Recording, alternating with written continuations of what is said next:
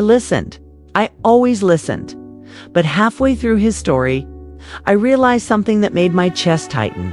I couldn't remember the last time. Daniel had asked me how I was doing. Not about the house, not about dinner, not about schedules. Me that night.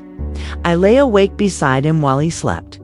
I stared at the ceiling and asked myself a question I had avoided for years. Was I lonely because Ethan had appeared in my life, or had Ethan simply made me realize how lonely I'd already been? I didn't have an answer, and I wasn't prepared for what happened the following afternoon. I was in the kitchen when Ethan walked in. He looked at me, paused, and said quietly, "Olivia, can I ask you something?" I nodded. His expression became serious. "Are you actually happy?" My heart stopped for a second because I knew immediately that this wasn't really a question about happiness. It was a question about the life I had been pretending was enough. And for the first time, I wasn't sure I could keep pretending. I looked at Ethan and realized that my answer could change everything. I didn't answer Ethan immediately. For a few seconds, I simply stood there staring at him. Am I happy? It sounded like such a simple question, but sometimes a simple question can expose everything you've spent years trying not to see. "I think so," I finally said. Ethan gave me a small, knowing smile. "You don't sound convinced." I looked away. "I have a good life. I didn't ask if your life was good." His words stayed with me. He wasn't judging me. He wasn't trying to tell me what I should do. He was simply asking me to be honest. And somehow, that was harder. "I don't know," I admitted. Ethan nodded. "That's an honest answer." He picked up his keys. "I should go." "Why?" "Because I don't want you to feel like you have to explain anything to me."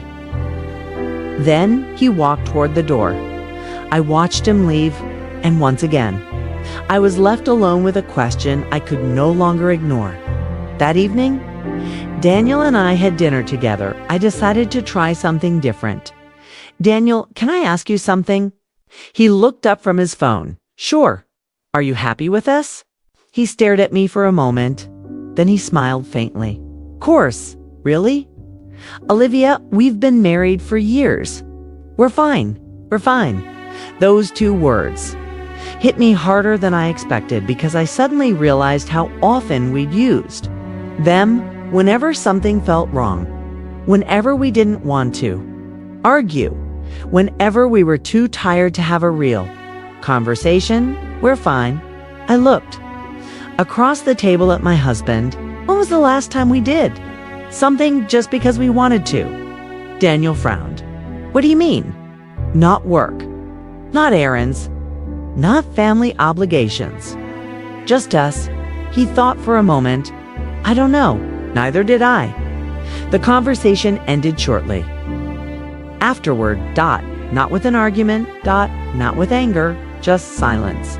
And somehow, that silence told me more than words could. Over the next few days, I started paying attention to my own behavior. I stopped blaming Ethan for the feelings I was experiencing. He hadn't created them. He had simply made me aware of something that had been missing for a long time. I also realized I needed boundaries. Ethan was Daniel's friend. More importantly, he was someone who respected me enough not to take advantage of my uncertainty, so I decided to create some distance. No unnecessary conversations, no lingering in this kitchen. No looking for reasons to be in the same room. It was the mature thing to do, at least. That's what I told myself. Then one evening, Daniel called me from his office. "I need to tell you something." I walked in. He looked unusually serious. "What happened?" He hesitated. "I've been offered a new position." "That's good, isn't it?